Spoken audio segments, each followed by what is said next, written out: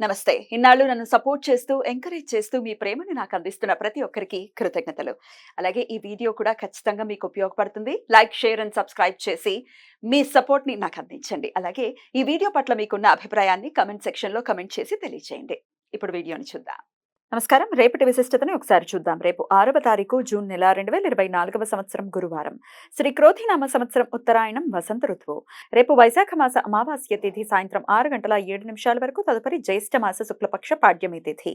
రోహిణి నక్షత్రం రాత్రి 8:16 వరకు, తదుపరి మృగశీర్ష నక్షత్రం. ధృతి యోగం రాత్రి 10:09 వరకు, తదుపరి శూలయోగం. చతుష్పాద కరణం ఉదయం 6:58 వరకు, నాగవ కరణం సాయంత్రం 6:07 వరకు, తదుపరి కింస్తుగ్న కరణం రాత్రి తెల్లవారుజామున 5:22 వరకు ఉంటాయి.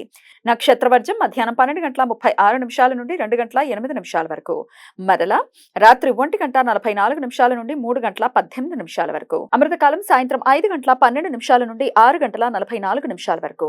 హైదరాబాద్ ప్రాంతం వారికి రేపు సూర్యోదయం ఉదయం 5:41 సూర్యాస్తమయం సాయంత్రం 6:49 చంద్రోదయం లేదు.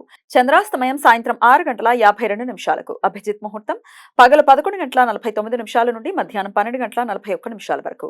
దుర్ముహూర్తం ఉదయం 10:04 నుండి 10:56 వరకు, మరల మధ్యాహ్నం 3:19 నుండి సాయంత్రం 4:11 వరకు.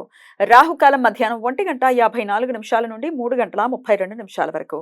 గుళిక కాలం ఉదయం 8:58 నుండి 10:37 వరకు.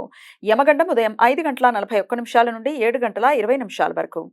గురువారం రోజు అమావాస్య తిథి ఉండటం, రవిచంద్ర గ్రహాలు రెండు రోహిణి నక్షత్రంలో ఉండటం వలన పద్మక యోగం ఏర్పడుతుంది. ఈ సమయంలో నదులలో పుణ్య స్నానాలు చేయటం వలన పుణ్య ఫలితాలు వస్తాయని పురాణ వచనం. రేపు వైశాఖ అమావాస్య, దర్శ అమావాస్య. రేపు పిండపితృ యజ్ఞ.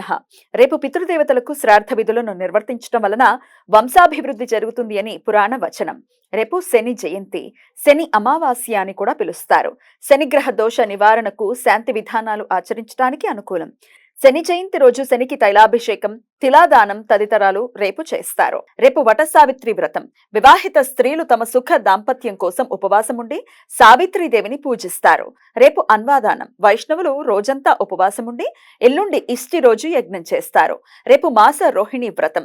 జైన స్త్రీలు ప్రతి నెలా వచ్చే రోహిణి నక్షత్రం రోజు తమ భర్తల ఆయురారోగ్యాల కోసం ఉపవాసం ఉంటారు. ఈ సమాచారాన్ని మనకు అందించిన వారు మేడికొండూరు విశ్వనాథ్ ప్రసాద్ గారు. ఆయనకు కృతజ్ఞతల్ని తెలియజేస్తూ నారాయణ స్మరణతో సమస్త సన్మంగళాని భవంతు. నమస్కారం.